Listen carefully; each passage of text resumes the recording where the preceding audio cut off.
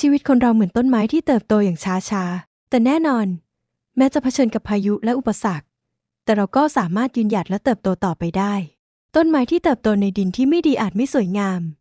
แต่ยังคงเติบโตและให้ผลผลิตของมันเองเราทุกคนมีเส้นทางชีวิตที่แตกต่างกันแต่สามารถเติบโตและบรรลุเป้าหมายได้ด้วยความพยายามและความอดทนเหมือนต้นไม้ที่ถูกตัดแต่งกิ่งเพื่อให้เติบโตได้ดีขึ้นและสุดท้ายต้นไม้ที่แข็งแรงจะยืนหยัดได้แม้ในพายุและเติบโตต่อไปอย่างไม่หยุดยั้ง